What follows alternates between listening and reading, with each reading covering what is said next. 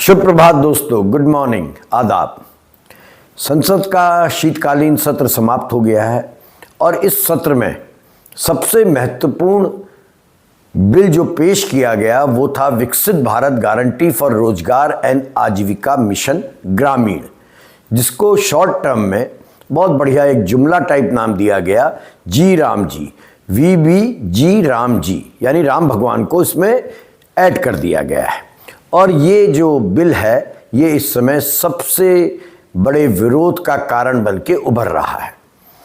इसमें दो बड़ी महत्वपूर्ण बात है। एक, ये मनरेगा को रिप्लेस करके महात्मा गांधी के नाम पर जो योजना बनी थी उसको रिप्लेस करके लाया गया है और महात्मा का नाम समाप्त करके इसमें राम जी का नाम जोड़ दिया गया है।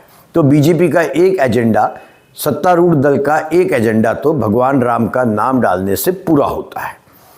और दूसरा है, क्या ये बिल अभी भी रोजगार गारंटी का अधिकार ग्रामीण जनता को, आम भारत की जनता को देता है या नहीं? तो चलिए चर्चा करते हैं इस पर। सबसे पहले सुनते हैं योगेंद्र यादव को। योगेंद्र जी धन्यवाद दे रहे हैं, कह रहे हैं अच्छा किया कि जो नया बिल आया उसको महात्मा गांधी के नाम पर नहीं रखा गया। वो ऐसा क्यों कह रहे हैं पहले इसे समझिए, फिर चर्चा करते हैं इस बिल पर। मैं तो कहता हूं अच्छा किया महात्मा गांधी का नाम हटा रहे हैं नरेगा स्कीम से। भाई जब आत्मा ही मार दी, जब कानून की मूल व्यवस्था ही खत्म कर दी तो नाम बचा के क्या होता? ये नरेगा था क्या? आजादी के 60 साल बाद इस देश ने स्वीकार किया था कि अंतिम व्यक्ति को भी अधिकार है रोजगार मांगने का। योजना ये थी कि ग्रामीण इलाके में कोई भी व्यक्ति जिसके पास कोई रोजगार ना हो मांग कर सकता था कि 15 दिन के अंदर मुझे रोजगार दो। कोई बहाने की गुंजाइश नहीं थी। सरकार ये नहीं कह सकती थी कि हमारे पास पैसा नहीं है। सरकार ये नहीं कह सकती थी कि नहीं तुम नहीं करोगे, तुम्हारी ये योग्यता होनी चाहिए। कोई भी व्यक्ति मांग सकता था। इसके चलते हर साल कोई 5 करोड़ लोग मनरेगा में रोजगार करते थे। पैसा कम मिलता था लेकिन भूखमरी से बचने के लिए काफी था। कोविड में न जाने कितनी जानें बच गई उसके चलते। अब सरकार उस स्कीम को खत्म करके एक नया कानून लेके आई है। नाम क्या है? विकसित भारत रोजगार और आजीविका गारंटी मिशन विधेयक। क्या है? अब केंद्र सरकार तय करेगी कि किस राज्य में ये योजना लागू हो, कहां नहीं लागू हो, राज्य के किस इलाके में लागू हो, कहां नहीं लागू हो। ऊपर से तय किया जाएगा कि किस तरह के काम किए जा सकते हैं, क्या काम नहीं किए जा सकते हैं। सरकार बताएगी कि कौन से 60 दिन ऐसे होंगे जबकि ये योजना लागू नहीं की जा सकती है। और पहले इस योजना की सारी जिम्मेवारी केंद्र सरकार पे थी और 90% खर्चा भी केंद्र सरकार करती थी। अब 40% राज्य सरकार को देना पड़ेगा। खेल समझ गए आप? ना नॉर्मन बेल होगा ना राधा नाचेगी, क्योंकि जिन गरीब इलाकों में नरेगा की जरूरत है वहां की सरकार भी गरीब है। वो गरीब सरकार 40% दे नहीं पाएगी। केंद्र सरकार कहेगी हम क्या करें, कैसे लागू करें। मतलब मनरेगा को बदला नहीं जा रहा, मनरेगा की हत्या की जा रही है। अब ये एक और केंद्रीयकृत लाभार्थी वाली योजना होगी। इस मजबूरी पे गांधी का ठप्पा नहीं है। अच्छा है, क्योंकि गांधी तो मजबूती का नाम होना चाहिए ना। जो लोग चाहते हैं कि इस अधिकार की रक्षा की जाए उन्हें वही करना होगा जो किसानों ने किया था। जिस तरह किसानों ने 3 कानूनों को पलटवाया, उसी तरह से इस देश के गरीब को, मजदूर को, खेतीहर मजदूर को इकट्ठा होकर खड़ा होना होगा, अपने अधिकार की रक्षा के लिए लड़ना होगा, ताकि गांधी मजबूरी का नहीं मजबूती का नाम बने। मनरेगा को समाप्त करके विकसित भारत गारंटी फॉर रोजगार एवं आजीविका मिशन VBG राम जी कानून लागू करने का निर्णय दरअसल एक सरकारी योजना में बदलाव भर नहीं है, बल्कि यह भारत के ग्रामीण सामाजिक अनुबंध में हस्तक्षेप के रूप में देखा जा रहा है। ऐसा क्यों है? संसद का शीतकालीन सत्र आपने देखा और हम आदी हो चुके हैं संसद के सत्रों को देखने के लिए, जहां हंगामा होता है, चर्चाएं नहीं होती, बगैर चर्चा के विधेयक पारित कर दिए जाते हैं। इस बार भी ऐसा हुआ, लेकिन इसका महत्व ज़्यादा है क्योंकि ये एक ऐसे बिल को लेकर हुआ है जिसका सीधा असर आम भारतीय पर पड़ रहा है, गरीब गुरबा पर पड़ रहा है। लोकसभा और राज्यसभा में भारी हंगामा रहा है, नारेबाजी रही, विपक्षी सांसदों द्वारा विधेयक की प्रतियां फाड़ी गई, वे लोग वेल पर आए, कार्रवाई स्थगित हुई और इसके बावजूद लोकसभा और राज्यसभा ने ब्रूट मेजॉरिटी के आधार पर, सत्ता दल की ब्रूट मेजॉरिटी के आधार पर बिल को पास कर दिया और हमारी राष्ट्रपति महोदया ने इस पर साइन करके अब इसको कानून बना दिया है। पहले समझिए मनरेगा क्या था। मनरेगा 2005 में लागू हुआ जब यूपीए की सरकार थी, मनमोहन सिंह प्रधानमंत्री थे और ऐसा कहा जाता है इस बिल के पीछे सोनिया गांधी का दिमाग था। वो चाहती थी कि एक ऐसा कानून आम जनता को मिले जहां उसे राइट हो रोजगार मांगने का। सीधा विचार था, ग्रामीण परिवार काम मांग सकता है और सरकार पर यह कानूनी जिम्मेदारी होगी कि वो कम से कम 15 दिन के भीतर काम दे और साल में तयशुदा दिनों के लिए काम दे, और यदि वो काम दे पाने में असमर्थ है तो बेरोजगारी भत्ता दे। इस बिल में यह भी था कि जो ग्राम पंचायतें हैं वो स्थानीय ज़रूरतों के अनुसार काम तय करेंगी और बिल की पूरी फंडिंग, इस योजना की पूरी फंडिंग केंद्र सरकार करती थी। 90% केंद्र सरकार देती थी, 10% राज्य सरकार का हिस्सा होता था। आप कह सकते हैं ये योजना दया पर आधारित नहीं थी, जैसे हमारे खाद्य योजना और अन्य योजनाएं हैं। ये दया पर नहीं थी बल्कि राज्य की जवाबदेही पर टिका कानून था। अब जो नया कानून आया है वीबी, विकसित भारत जी राम जी कानून, ग्रामीण योजना का जो कानून आया है वो पूरी तरह इस एक्ट को बदल देता है, मनरेगा के एक्ट को। इसमें काम की उपलब्धता केंद्र द्वारा तय प्राथमिकताओं, केंद्र सरकार द्वारा तय प्राथमिकताओं, उनके द्वारा सैंक्शन योजनाओं और बजटीय अनुशासन से जोड़ दी गई हैं। अब फंडिंग जो है 60% केंद्र करेगा, 40% राज्य सरकारों को भी देना होगा।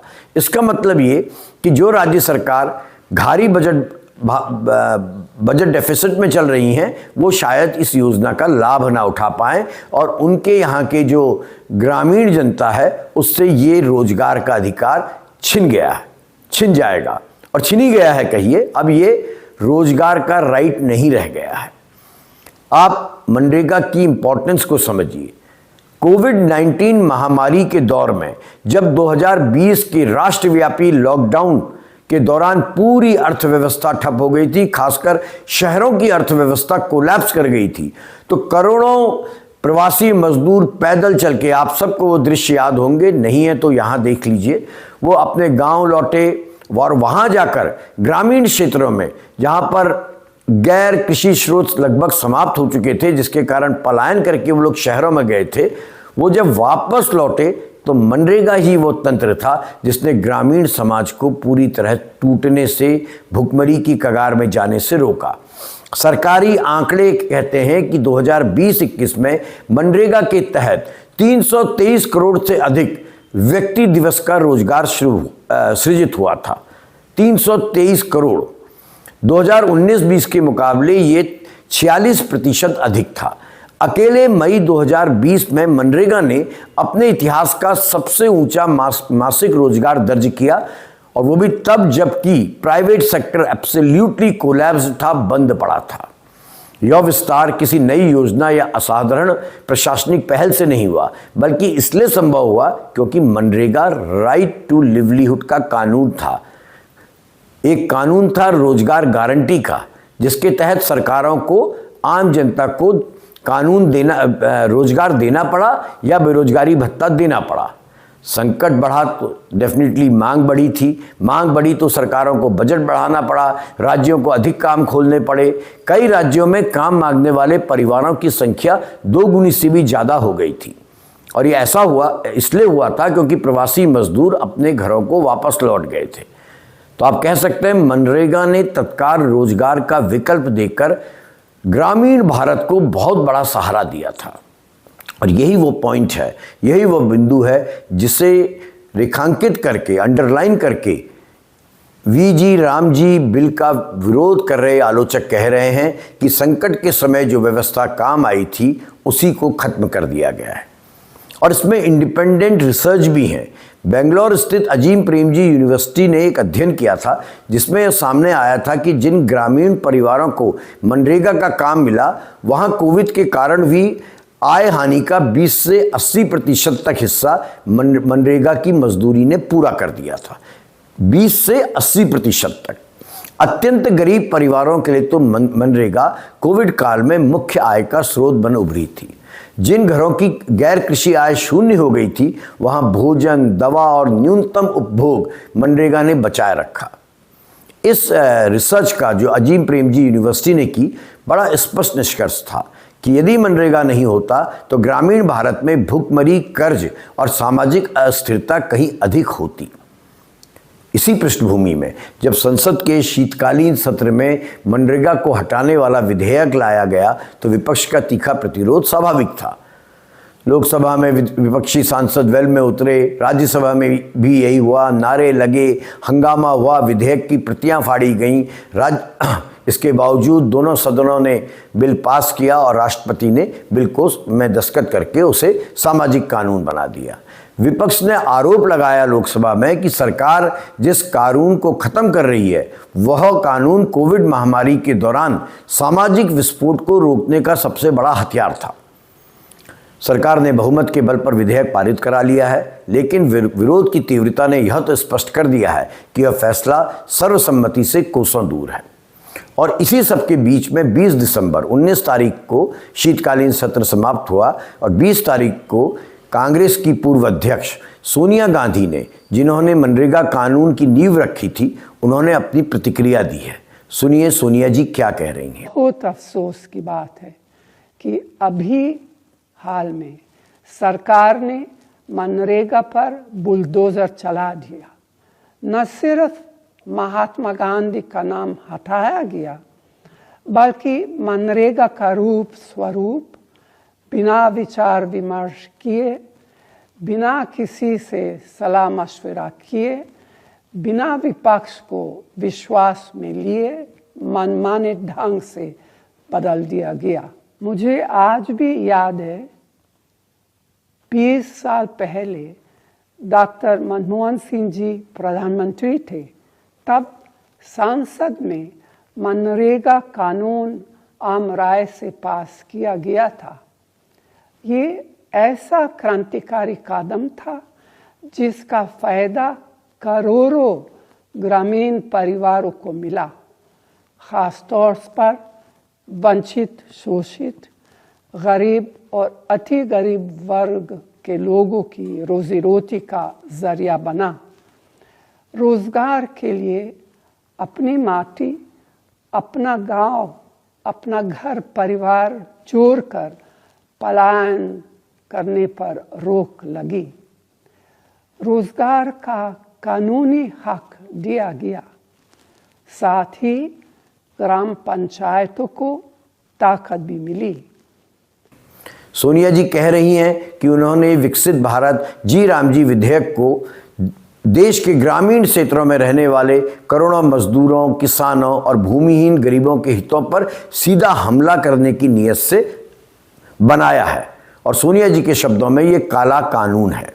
सोनिया गांधी ने याद दिलाया अपने इस वीडियो में कि मनरेगा 20 वर्ष से पहले संसद में सर्वसम्मति से पास हुआ था। हर पार्टी ने इसको सपोर्ट किया था और ये राष्ट्रीय और जनहित से जुड़ी पहल थी, कांग्रेस पार्टी की पहल नहीं थी। लेकिन अब जो बिल लाया गया है जी रामजी बिल, वो बिना किसी परामर्श और बिना विपक्ष को विश्वास में लिए लाया गया है। सोनिया गांधी के शब्दों में यह प्रयास मनरेगा को बुलडोजर से कुचलने जैसा है। आप सोनिया गांधी को गंभीरता से सुनिएगा, ये वीडियो YouTube में उपलब्ध है। वो कह रही हैं कि मनरेगा वर्षों तक वंचित, शोषित, गरीब और अति गरीब वर्गों के लिए, सीधे शब्दों में गरीब गुरबा के लिए आजीविका का मुख्य साधन था और इसने महात्मा गांधी के ग्राम स्वराज के सपने को जमीन पर उतारने की दिशा में ठोस पहल के रूप में काम किया था। दिक्कत क्या है देखिए, दिक्कत एक और भी है जो इस बिल से जुड़ी है। वो दिक्कत है महात्मा गांधी या गांधी का सरनेम। बहुत समय से हम देख रहे हैं, पिछले 11 वर्षों से हम देख रहे हैं कि वर्तमान सरकार लगातार गांधी और नेहरू परिवार से जुड़ी योजनाओं को योजनाबद्ध तरीके से हटा रही है। और ये इस कानून में भी हमने देखा कि राम भगवान का नाम किसी न किसी तरीके से इसमें लाया गया है। सोनिया गांधी ने चेतावनी दी है कि नए कानून के तहत अब यह तय करने का अधिकार दिल्ली में बैठी केंद्र सरकार के पास होगा कि किसे काम मिले, कहाँ मिले, कब मिले और कैसा काम मिले। तो डेफिनेटली जब पंचायतें इन्वॉल्व नहीं होंगी नए कानून के तहत, तो जमीनी वास्तविकताओं से कटा हुआ मुद्दा बन के सामने आएगा ही आएगा। सोनिया ने बड़े सही बात कही है कि मनरेगा कभी पार्टी की योजना नहीं थी, कांग्रेस पार्टी की, बल्कि यह राष्ट्रीय सामाजिक सुरक्षा का कानून था, जिसे कमजोर करके वर्तमान केंद्र सरकार ने देश के करोड़ों किसानों, मजदूरों और भूमिहीन ग्रामीणों के हितों पर हमला किया है। और ये बहस, जैसा मैंने आपसे कहा, मनरेगा तक सीमित नहीं है। यूपीए काल की 20 से 25 अधिक बड़ी योजनाओं को या तो समाप्त कर दिया गया है या उनका नाम, पहचान और उनकी जो कंटेंट था उसमें बड़ा बदलाव किया गया है। Indira Awas Yojana, mid day meal योजना, सर्व शिक्षा अभियान, कई योजनाएं हैं जिनमें बदलाव किया गया है और गांधी और नेहरू परिवार का नाम हटाया गया है। इससे क्या फ़ायदा होना है? आप देख रहे हैं सार्वजनिक स्थानों के नाम बदले जा रहे हैं, सड़कों के नाम बदले जा रहे हैं, चौकों के नाम बदले जा रहे हैं, यहाँ तक शहरों और रेलवे स्टेशनों के नाम के बदलने की प्रक्रिया भी इन दिनों तेज हो रही है। ये क्या है? ये इतिहास से नेहरू और गांधी के नाम मिटाने का एक प्रयास है जिससे कुछ हासिल नहीं होना चाहिए। इन नाम परिवर्तनों की एक आर्थिक कीमत भी है जिस पर अभी चर्चा बहुत ज़्यादा होती नहीं है। किसी योजना, सड़क या संस्थान का नाम बदलने का मतलब केवल बोर्ड पर नाम बदलना नहीं है। सरकारी स्टेशनरी, फाइलें, sign board, websites, digital portal, apps, विज्ञापन और संचार सामग्री सब बदलनी पड़ती है। और विशेषज्ञ मानते हैं कि एक बड़ी केंद्रीय योजना का नाम बदलने में 50 लाख से 2 करोड़ रुपए का खर्चा आता है, जबकि किसी बड़े शहर या रेलवे स्टेशन का नाम बदलने में 5 से 20 करोड़ तक का खर्च आ सकता है। देश भर में हुए सैकड़ों नाम परिवर्तनों का कुल खर्च अनुमान लगाया जा रहा है कि हजारों करोड़ का आंकड़ा पार कर गया है। केंद्र सरकार का पक्ष है, राज्य सरकारों का भी नाम बदलने में पक्ष होता है कि इससे ज़्यादा अधिक बढ़िया योजना या कानून लाया गया है और इसी के तहत नाम भी बदला गया है। एक्चुअल में ये ऐसा है नहीं, ये आप भी जानते हैं और हम भी जानते हैं। बहरहाल ये जो नया कानून जी राम जी कानून आया है, सरकार कह रही है कि ये कानून रोजगार को अधिक उत्पादक और लंबे समय का बनाएगा। 125 दिनों का इसमें प्रावधान है, मिनिमम गारंटी है कि 125 दिन काम मिलेगा, लेकिन ये अधिकार के तौर पर नहीं है। ये सबसे महत्वपूर्ण है। असली सवाल 125 दिनों का नहीं है, बल्कि गारंटी की मजबूती का है। हमने कोविड-19 में देखा कि संकट के समय वही व्यवस्थाएं काम आती हैं जो कानून पर आधारित हों, जहां राइट दिया गया हो। इसलिए आप कह सकते हैं कि मनरेगा का जो अंत है, मनरेगा का अंत हो गया है, वो एक प्रशासनिक निर्णय भर नहीं है। यह उस सामाजिक अनुभव पर बहस है जो राज्य और ग्रामीण नागरिकों के बीच बना था। सवाल यह है कि क्या नया भारत नए नामों, नए मिशन और नई ब्रांडिंग के साथ आगे बढ़ते हुए उन कानूनी गारंटियों को भी सुरक्षित रखेगा जिन्होंने सबसे कठिन समय में इस देश को संभाला था। संसद में बहुमत से फैसला हो चुका है, लेकिन इसका अंतिम मूल्यांकन संसद नहीं करेगी, बल्कि गांव कस्बों की जमीनी हकीकत करेगी। धन्यवाद।